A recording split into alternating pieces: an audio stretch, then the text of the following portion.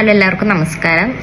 ഞാൻ ഇന്നിവിടെ വന്നിരിക്കുന്നത് ഒരിക്കലും ഞാനൊരു റിയാക്ഷൻ വീഡിയോ അല്ലെങ്കിൽ ഒരു കാര്യങ്ങളോ ചെയ്യരുത് എന്ന് വിചാരിച്ചിട്ടുള്ള ഒരാളാണ് ഞാൻ.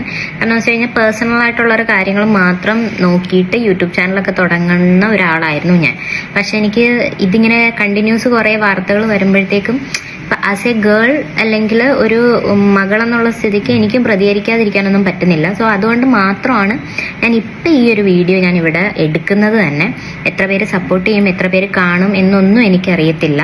പക്ഷെ ഇതെനിക്ക് പറയണമെന്ന് തോന്നി. ഇപ്പം റീസെൻ്റ്ലി ഒരു കുട്ടി ആത്മഹത്യ ചെയ്യാനുണ്ടായി. ആത്മഹത്യയാണോ കൊലപാതകമാണോ ഇതൊന്നും നമുക്കറിയത്തില്ല. പ്രബിൽ പിന്നെ വിഷ്ണുജ.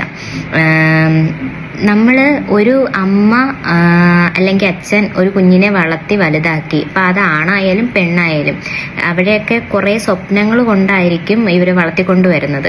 എന്നിട്ട് ഒരിടത്ത് കെട്ടിച്ചുകൊണ്ട് വിടുമ്പോഴത്തേക്കും അല്ലെ കെട്ടിച്ചയക്കുമ്പോൾ അല്ലെങ്കിൽ അങ്ങോട്ട് കുറേ സ്വപ്നങ്ങളുമായിട്ടായിരിക്കും നമ്മൾ ചെല്ലുന്നത്. ബോഡി ഷെയ്മിങ്ങോ അല്ലെങ്കിൽ ഒരു റീസൺസോ കൊണ്ടും നമ്മുടെ ലൈഫ് തകരാനായിട്ട് ആരും ആഗ്രഹിക്കത്തില്ല അല്ലേ. ഇത് ആത്മഹത്യ ചെയ്യാനുണ്ടായിട്ടുള്ള റീസൺസ് ഒക്കെ നമ്മൾ കേൾക്കുമ്പോൾ ഉണ്ടല്ലോ, ഒരാൾക്ക് കളറ് കുറഞ്ഞു പോയി, ഒരാൾക്ക് പെണ്ണായിട്ട് തോന്നി. ഇവർക്ക് ആർക്ക് ഈ കല്യാണത്തിന് മുന്നേ ഇതൊന്നും തോന്നുന്നില്ല. എനിക്കത് ചോദിക്കാനായിട്ട് എനിക്ക് സത്യം പറഞ്ഞാൽ എനിക്ക് ഭയങ്കര ദേഷ്യവും എന്തൊക്കെയോ വികാരങ്ങളാണ് നമുക്ക് വരുന്നത്.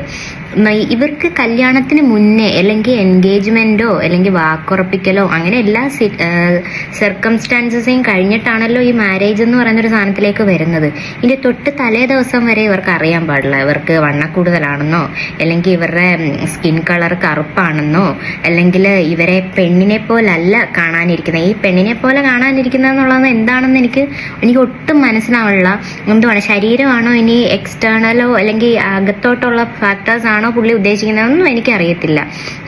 എന്താണ് നിങ്ങൾക്ക് നേരത്തെ ഇതൊന്നും തോന്നാത്തതെന്നാണ് എനിക്ക് ചോദിക്കാനുള്ളത്.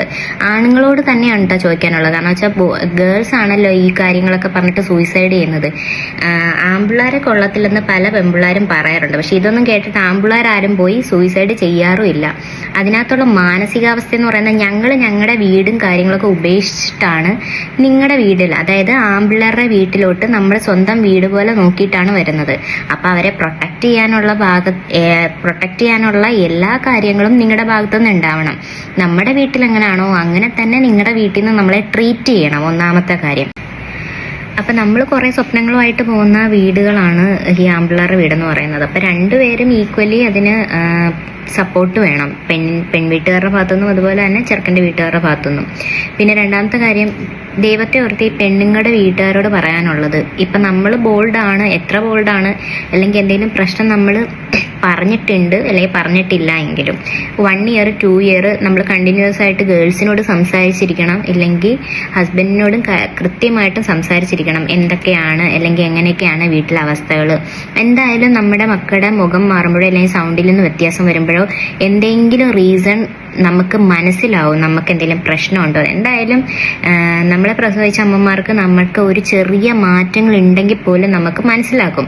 അപ്പം ദൈവത്തെ ഓർത്ത് രക്ഷിതാക്കളും അതിനെ കുറച്ചുകൂടെ സപ്പോർട്ട് ചെയ്യണം കേട്ടോ. ഞങ്ങൾക്ക് അഭിമാനമാണോ വലുത് അല്ലെങ്കിൽ ഞങ്ങളുടെ അന്തസ്സ് ഞങ്ങൾക്ക് കാത്തു സൂക്ഷിക്കണം. ഇവിടെ വന്ന് നിൽക്കാൻ പറ്റത്തില്ല, ഇവിടെ വന്ന് നിന്ന് കഴിഞ്ഞാൽ നാട്ടുകാരെന്ത് വിചാരിക്കും, അല്ലെങ്കിൽ ഞങ്ങൾ ഇത്രയും കാശ് മുടക്കിയാണ് നീ ഇങ്ങനെ കെട്ടിച്ചയച്ചാൽ ഞങ്ങൾക്ക് തലയ്ക്കൊരു ബേർഡൻ ആവും നീ ഇവിടെ തിരിച്ചു വന്ന് നിന്നാൽ. ഒരിക്കലും ഫാമിലീസ് അങ്ങനെ പറയരുത് ദൈവത്തെ ഓർത്ത്. ഞങ്ങൾക്കൊക്കെ ഒരു ജോലി ഉണ്ട് അല്ലെങ്കിൽ ഞങ്ങൾക്ക് നല്ല എഡ്യൂക്കേഷൻ തന്നിട്ട് നല്ലൊരു ജോലി ഉണ്ടെങ്കിൽ ഞങ്ങൾക്ക് ഈ ഒരു ഗതി വരത്തില്ല. ഇപ്പം നമുക്കൊരു ജോലി ഉണ്ടെങ്കിൽ നമുക്ക് പിടിച്ചു നിൽക്കാൻ പറ്റും. അല്ലെങ്കിൽ ജോലിയിലുള്ള ആൾക്കാരടുത്ത് നമുക്ക് അല്ലെങ്കിൽ നമ്മുടെ സീനിയർ ആൾക്കാരടുത്തോ ഒക്കെ ഷെയർ ചെയ്തിട്ടോ അല്ലെങ്കിൽ നമ്മുടെ ബെസ്റ്റ് ഫ്രണ്ട്സിനോട് ഷെയർ ചെയ്താലോ നമുക്ക് നമ്മുടെ കാര്യങ്ങളൊക്കെ സോൾവ് ചെയ്യാനുള്ളൊരു കേപ്പബിലിറ്റി നമ്മൾ വർക്ക് ചെയ്യുമ്പോൾ എന്തായാലും കിട്ടും.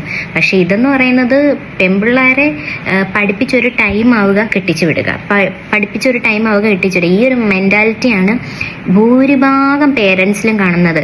പെൺപിള്ളേരെ പുറത്തോട്ട് വിടത്തില്ല, പുറത്ത് ജോലിക്ക് വിടത്തില്ല, അല്ലെങ്കിൽ കുറച്ച് ദൂരെ പോയി പഠിക്കാൻ സമ്മതിക്കത്തില്ല. ഒരു കൂട്ടിലകപ്പെട്ട തത്തയുടെ ഒക്കെ ഒരു അവസ്ഥയിലാണ് പെൺപിള്ളേരെ കണ്ടുവരുന്നത്. പിന്നെ ഇപ്പൊ കുറച്ച് മാറ്റങ്ങളുണ്ട്. പക്ഷെ എന്നിട്ട് ഈ ജനറേഷനിലുള്ള പെൺപിള്ളേർ ഇതുപോലെ ചെയ്യുന്നെങ്കിൽ നമ്മുടെ വീട്ടുകാരുടെ കയ്യിലും കുറച്ചൊക്കെ മിസ്റ്റേക്കുകൾ ഉണ്ടാവും. ഇനിയിപ്പൊ ഞാനൊക്കെ എത്ര ബോൾഡായെന്ന് പറഞ്ഞിട്ടുണ്ടെങ്കിലും ഇൻ കേസ് ഇപ്പൊ എനിക്കാണ് ഈ പ്രശ്നം എന്നുണ്ടെങ്കിൽ ഞാനാണെങ്കിൽ ഷെയർ ചെയ്യാൻ കുറച്ച് മടിക്കും. കാരണം വെച്ചാൽ എൻ്റെ അച്ഛന് സുഖമില്ലാത്തത് അല്ലെങ്കിൽ അമ്മയ്ക്ക് സുഖമില്ലാത്ത അവര് ടെൻഷൻ അടിക്കും. ബോൾഡ് ആയതുകൊണ്ടല്ല, അവര് ടെൻഷൻ അടിക്കും എന്നുള്ളത് കൊണ്ടാണ് നമ്മളത് ഒരിക്കലും അവരുടെ അടുത്ത് ഷെയർ ചെയ്യാനായിട്ട് മടിക്കുന്നത്. അതൊരു പ്രിവിലേജ് ആയിട്ട് എടുത്ത് നിങ്ങൾ ഒരുപാട് പ്രഷർ ഞങ്ങൾക്ക് തരരുത് ദൈവത്തെ ഓർത്ത്. അപ്പൊ നമ്മൾ ഒന്നിച്ച് ഒരു ഡിസിഷനൊക്കെ എടുക്കുവാണെങ്കിൽ, ഇപ്പൊ എല്ലായിടത്തും ലേഡീസൊക്കെ ഒരുമിച്ച് ഒരു കൊറിയയിലൊക്കെ കണ്ടില്ലേ, കല്യാണമേ വേണ്ടല്ലേ, പിള്ളേരെ വേണ്ട, അങ്ങനെ ഒരു മെന്റാലിറ്റിയിലേക്ക് പല പെമ്പിളാരും വന്നു കഴിഞ്ഞാൽ നിങ്ങൾ ആമ്പിളാരൊക്കെ എന്ത് ചെയ്യും? ഒരു ഒരു ഇച്ചിരി ഒരു മര്യാദ അല്ലെങ്കിൽ മാനാസ് നമ്മുടെ അടുത്ത് കാണിക്കണം. എല്ലായിടത്തും ഇച്ചിരി റെസ്പെക്ട് ചെയ്യണം ഓരോ ജീവനെ ആണെങ്കിലും. ഇപ്പം നമ്മളൊക്കെ എന്ന് പറഞ്ഞു കഴിഞ്ഞാൽ, എടോ ഞങ്ങൾക്കൊക്കെ ജോലി കിട്ടിയാൽ നിങ്ങളെ സപ്പോർട്ട് ചെയ്യും, നമ്മൾ അങ്ങനെയാണ്. അല്ലാണ്ട് എനിക്ക് ജോലിയുണ്ട്, എൻ്റെ ക്യാഷ് എൻ്റെ മണി, അങ്ങനെയൊന്നും അല്ല നമ്മൾ കേട്ടോ. ഞാനിപ്പോൾ എൻ്റെ ഒരു ഫ്രണ്ടുമായിട്ട് ഇതിനെക്കുറിച്ച് ഡിസ്കസ് ചെയ്ത് എന്താണോന്ന് എന്ന് പറഞ്ഞപ്പോഴത്തേക്കും അവള് എനിക്ക് അയച്ചു തന്ന ഒരു റെക്കോർഡ് ഞാൻ നിങ്ങൾക്ക് കേൾപ്പിക്കാം. പലരുടെയും വിഷൻസ് ആണ്, ലേഡീസിന്റെ വിഷൻസ് ആണ് ഞാൻ നിങ്ങൾക്ക് കേൾപ്പിച്ചു തരുന്നത്. അവളെ കൊന്നതായിരിക്കും എന്നല്ലേ വീട്ടുകാർ പറയുന്നത്. കാരണം അവള് സൂസൈഡ് ചെയ്യില്ല, അവള് നല്ല ബോൾഡായിട്ടുള്ള കുട്ടിയായിരുന്നു എന്നാണ് പറയുന്നത്. ആ കുട്ടി ഫസ്റ്റ് കല്യാണം കഴിഞ്ഞ ടൈം തൊട്ടേ ഫിസിക്കലി ആണെങ്കിലും മെന്റലി ആണെങ്കിലും ഭയങ്കര ടോർച്ചറിങ് ഫേസ് ചെയ്യുന്ന കുട്ടിയാണ്. ഈവൻ സെക്ഷലി പോലും അതിനെ ഭയങ്കരമായിട്ട് ടോർച്ചർ ചെയ്യുന്നുണ്ടായിരുന്നു. അപ്പൊ ഇത് ആക്ച്വലി അത് അതിന്റെ ഫ്രണ്ട്സിനോട് ഡിസ്കസ് ചെയ്തിട്ടുണ്ട്, ഫ്രണ്ട്സ് ത്രൂ ഫാമിലി അറിഞ്ഞിട്ടുണ്ട്. പക്ഷെ ആ ഒരു ടൈമില് ഫാമിലിക്ക് അതിനെ പ്രൊട്ടക്ട് ചെയ്യാമായിരുന്നു. പക്ഷെ ഈ കുട്ടി ബോൾഡ് ആയതുകൊണ്ട് വേണ്ട, ഇടപെടേണ്ട എന്ന് പറഞ്ഞതുകൊണ്ട് അവര് അതും കേട്ടിട്ട് അങ്ങനെ ഇരുന്നു. അപ്പം ആസ് എ പേരൻസ് എന്നുള്ള രീതിയിൽ പേരൻസ് ഫസ്റ്റ് ഓഫ് ഓൾ ചെയ്യേണ്ട കാര്യം നല്ല എഡ്യൂക്കേഷൻ കൊടുക്കുക, ഫിനാൻഷ്യലി അവർക്ക് അവരുടേതായ ഒരു ഫ്രീഡം ക്രിയേറ്റ് ചെയ്യാനായിട്ടുള്ള ഒരു സ്പേസ് ഉണ്ടാക്കി കൊടുക്കുക. ഇപ്പൊ മാരീഡ് ചെയ്യുക, അവർക്ക് എഡ്യൂക്കേഷന് വേണ്ട സപ്പോർട്ട് ചെയ്ത് കൊടുക്കുക, അതാണ് ആദ്യം ചെയ്തത്. ഇപ്പൊ നമുക്കൊരു ജോലിയൊക്കെ കിട്ടി നമ്മൾ സ്റ്റേബിൾ ആണെന്നുണ്ടെങ്കിൽ നമുക്ക് എന്തെങ്കിലുമൊക്കെ ഡിസിഷൻസ് എടുക്കാൻ പറ്റും. അല്ലെങ്കിൽ നമ്മൾ പെട്ടെന്ന് മെന്റലി വീക്കായി പോകും. ഇപ്പൊ ആ കുട്ടീനെ സംബന്ധിച്ച് ആ കുട്ടിയുടെ വീട്ടിൽ ഫിനാൻഷ്യലി ബാക്കപ്പ് ഇല്ലാത്തത് കൊണ്ട് അതിന് തിരിച്ചു പോവാനൊരു ബുദ്ധിമുട്ടുണ്ടായിരുന്നു. ഇവിടെ നിൽക്കാൻ പറ്റുന്നില്ല. അതുകൊണ്ടായിരിക്കാം മേ ബി സൂയിസൈഡ് ചെയ്തിട്ടുണ്ടെങ്കിൽ അത് അങ്ങനെ ഒരു ഓപ്ഷനിലേക്ക് പോയിട്ടുണ്ടാവുക. അപ്പൊ അതുകൊണ്ട് ഫസ്റ്റ് പേരൻസ് ചെയ്യേണ്ടത് പെൺകുട്ടി ആയാലും ആൺകുട്ടി ആയാലും എഡ്യൂക്കേഷൻ സപ്പോർട്ട് ചെയ്യുക, ഒരു ജോലി കിട്ടുന്നത് വരെ ഒരു പ്രൊട്ടക്ഷൻ കാര്യങ്ങൾ കൊടുക്കുക എന്നുള്ളതാണ് ചെയ്യാൻ പറ്റുന്നത്. കാരണം ശരിക്കും എനിക്ക് അത് തന്നെയാണ് പറയാറുള്ളത്. നിങ്ങൾ ഞങ്ങളെ സപ്പോർട്ട് ചെയ്യുക, അല്ലാതെ ചുമ്മാതെ പെണ്ണായിട്ട് തോന്നില്ല, അല്ലെങ്കിൽ കളറില്ല, അതില്ല, ഇതില്ല, സ്വർണം കുറഞ്ഞു പോയി, കുറച്ചും കൂടെ ക്യാഷ് ഇതാ, ഇങ്ങനെയൊന്നും അല്ല കേട്ടോ പറയേണ്ടത്. സപ്പോർട്ട് ചെയ്യുക പാർട്ട്ണറെ പരസ്പരം. ഇപ്പം ലേഡീസ് ആയാലും ജെൻസ് ആയാലും രണ്ടുപേരും പരസ്പരം സപ്പോർട്ട് ചെയ്യുക എന്നുള്ളതാണ് ഞങ്ങൾക്ക് എല്ലാവർക്കും പറയാനുള്ളത്. അപ്പോൾ നിങ്ങളുടെ കമൻസ് രേഖപ്പെടുത്തണം കേട്ടോ. ഇതിനുവേണ്ടി പ്രത്യേകിച്ച് ടൈമോ കാര്യങ്ങളോ ഒന്നും ഞാൻ നോക്കിയില്ല വീഡിയോ എടുക്കാനായിട്ട്.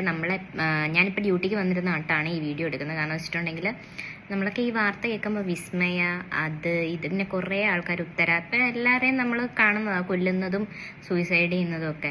അപ്പോൾ നമുക്കെന്തായാലും ഒരു ബുദ്ധിമുട്ട് തോന്നും. നമ്മളും നാളെ വിവാഹമൊക്കെ കഴിച്ച് പോകുമ്പോഴത്തേക്കും നമുക്ക് ഭയങ്കര ബുദ്ധിമുട്ടാണ്. ഇതൊക്കെ കേൾക്കുമ്പോഴത്തേക്കും കെട്ടണോ എന്നുള്ള ചിന്തയിലാണ് ഇപ്പം എല്ലാ ലേഡീസും ഇപ്പം ഇങ്ങനെ നോക്കിയിരിക്കുന്നത്. കെട്ടണോ, എന്ത് ഇതിലാണ് നമ്മൾ ഒരിടത്തോട്ട് കല്യാണം കഴിച്ച് പോകുന്നത്? നമുക്ക് ഭയങ്കര ഇൻസെക്യൂരിറ്റിയാണ് ഇപ്പം ഫീൽ ചെയ്യുന്നത്. കേരളത്തിൽ ജീവിക്കാൻ പോലും ഇപ്പം ഞങ്ങൾക്ക് പേടിയാണ്.